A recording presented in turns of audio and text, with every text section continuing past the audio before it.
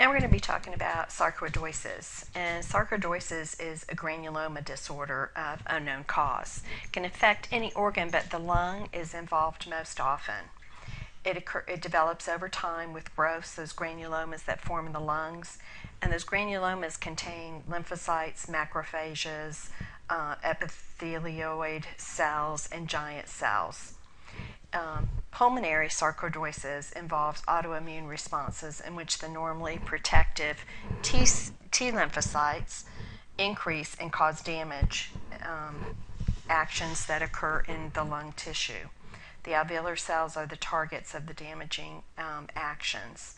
So we have alveolar inflammation occurs from the presence of immune cells in the alveoli. Then we have that chronic inflammation which causes fibrosis, scar tissue formation in the lungs, and then that fibrosis causes lung compliance and reduces lung compliance and the ability to exchange gases.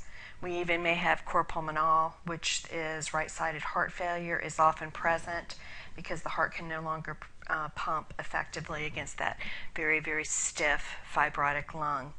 The disease affects young adults, and some of the signs and symptoms that you may see are enlarged lymph nodes in the hilar area of the lungs, lung infiltrate on chest x-ray, skin lesions, and eye lesions. The first indication of disease may just be an abnormal chest x-ray in an otherwise healthy patient. The most common symptoms are cough, dyspnea, hemoptysis, and chest discomfort. And in some patients, the illness resolves permanently, while others may have progressive pulmonary fibrosis and severe systemic disease. So sarcoidosis is suspected in the patient who has a cough, who has dyspnea, and an abnormal chest x-ray, but otherwise doesn't have any other symptoms. It's staged based on the x-ray findings. Higher stages have greater damage and widespread disease. The patient may develop severe restrictive disease and develop secondary pulmonary hypertension. The focus of therapy is to lessen symptoms, prevent the fibrosis. When we do pulmonary function tests, we see decreased total lung capacity, diffusing capacity, or forced vital capacity. So involvement of other organs could happen, and hypercalcemia are indicators for treatment. And the treatment is corticosteroids are the main type of therapy. They usually give 40 to 60 milligrams daily with tapering doses over 6 to 8 weeks. Further therapy may continue over 12 months, and they may use there's some drugs under study for management of the disease, such as Remicade and Thalamid.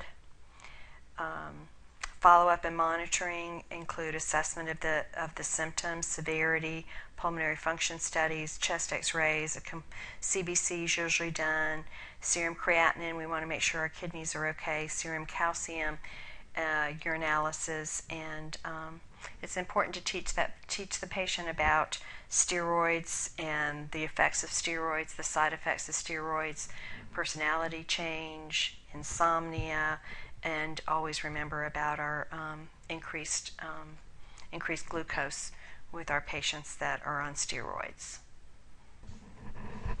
Okay, now we're going to talk a little bit about occupational pulmonary disease. You have a chart on page 629, chart 32-13. Just look that over. I don't want you to memorize any of that. You're not going to be tested on that. Just know that we may have an occupational asthma, which is very much like asthma,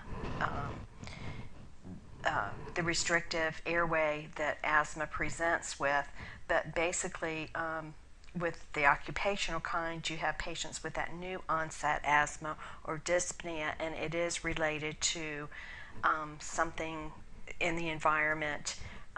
Smoking makes it worse. Smoking cessation, therefore, is very, very important. Many occupational diseases have an onset of symptoms long after the initial exposure to the offending agent. So the patient's personal history can provide clues about the presence and cause of any occupational pulmonary disorder.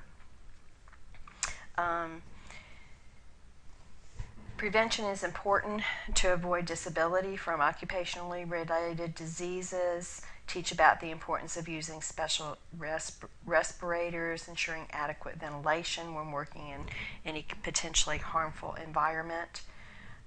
It's important that the patient with occupational asthma with a latency period should be removed from the site of exposure, transferred to a job, maybe without exposure, and treated with some asthma drugs. Nursing care is similar to that of asthma, and we'll be going over that on Thursday. That's not caused by the workplace environment. Nursing interventions for patients with occupational lung restrictive disease are the same as those with emphysema. Hypoxemic patients require supplemental O2. In addition, respiratory therapies to promote sputum clearance, are essential as well. Okay, we're going to continue on with what they call BOOP, or bronchiolitis obliterans organizing pneumonia. They really don't know what causes BOOP, but it's an inflammatory process that allows connective tissue plugs to form in the lower airways and in the tissue in between the alveoli. This inflammation triggers that white blood cells with connective cell growth that occludes and obliterates, thus the obliterating in the name, obliterates the airways, and it leads to restricted lung volumes with decreased vital capacity. They really don't know the cause of it, hasn't been established. They do suggest some triggers that include infectious organisms, drugs, chemotherapy, certain antibiotics, sulfur-based drugs, the cephalosporins, amphotericin B. Anti-seizure drugs may cause it, cocaine, amiodarone, or the presence of another connective tissue disorder such as rheumatoid arthritis or systemic lupus.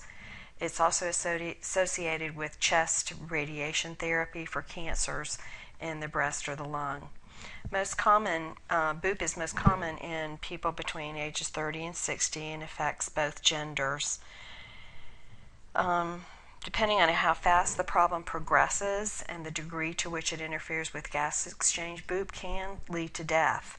An event or a condition triggers excessive inflammation in the lumens of the lower airways, which causes dyspnea, fever, mild cough, flu-like symptoms, and crackles on auscultation. In some patients, the problem can resolve spontaneously, and in others, it can rapidly progress and be fatal within 3 days of those symptoms. Diagnosis is very difficult because signs and symptoms are similar to many other respiratory problems. Chest x-rays do not differentiate BOOP from any other kind of respiratory problem. CT scan can show widespread changes in pulmonary tissue that may suggest BOOP but doesn't confirm it. And I've also seen where on CT scan that it may even suggest a malignancy, to where they've had to go in and do a bronchoscopy and then do a biopsy. The most effective treatment for BOOP is corticosteroids. A short dose for acute disease can reduce signs and symptoms, and the patient may never have a relapse. Those that have more severe disease and additional health problems, comorbid diseases, a year of corticosteroid therapy may help. In this population, BOOP is more of a chronic disease with some degree of permanent restrictive disease, and exacerbations can occur. It really takes a long time to diagnose BOOP. I had never really heard of it, and my mom had they thought she had pneumonia, and after they did a CT scan, then they thought she had cancer of the lung, which it turned out to be BOOP instead. She was hospitalized on corticosteroids and never had it again. So It's not an easy thing to diagnose, and it's very, very limiting for our patients.